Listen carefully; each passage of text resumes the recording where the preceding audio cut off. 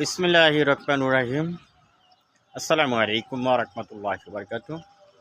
আমার দল হোক আর বিরুদ্ধ দল হোক, যেই দল হোক, অন্যায় করবে বাংলাদেশের মানুষ চায় এই দেশের সরকার বিচার করুক। আমাদের সৌভাগ্য ২৭ বছর পরে আমরা একজন পুরুষ সরকার, আমাদের নেতা তারেক ভাই বাংলাদেশে প্রধানমন্ত্রী।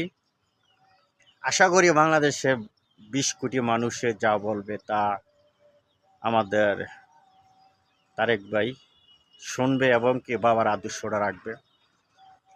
চট্টগ্রামে জিয়া রহমানকে কত কষ্ট দিয়ে মারছে, এটা বলার বাহিরে।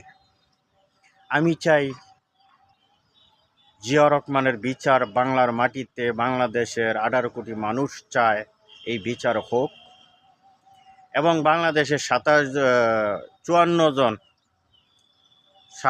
জন সেনাবাহিনী মারা হয়েছে, এর বিচার সারা বাংলাদেশে বিশ্বের সকল মুসলিম ভাইয়েরে চায় এটার বিচার করার লাইগা। তারেক ভাই, আপনি এটা মাথায় রাখবেন, আপনি এই বিচার করতে হবে, আপনার উপরে অনেক দায়িত্ব আছে। এখন আসেন আবার আমাদের আপোষের নেত্রী খালেদা জিয়া, তিনবার প্রধানমন্ত্রী, ওকে কত কষ্ট দিয়ে আমাদের নেত্রীরে মারছে, ইঞ্জেকশন দিয়া বিভিন্ন ধরনের, নাইলে আরও ২-১০ বছর আল্লাহ হয়তো রাখাই হয়তো। আমি ম্যাডাম খালেদা জিয়ার বিচার আমি চাই। আমি সাধারণ জনগণ হিসাবে বাংলাদেশের সরকার এখন বর্তমানে তারেক ভাইয়ে এই বিচার করবেন। এরপরে আসেন আমাদের নেতা এখন বর্তমানে তারেক ভাইয়ের যেইভাবে মারা হয়েছে, আমরা সব কিছু জানি।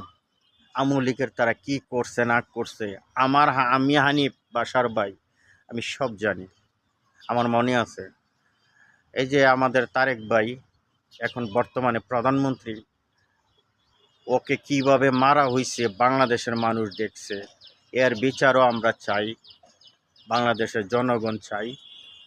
এবং কি শাপলা চক্করে আপনার হেফাজতের উপরে যে অত্যাচার করা হয়েছিল, এর বিচারও বাংলাদেশের মানুষ চায়, এর বিচার হোক।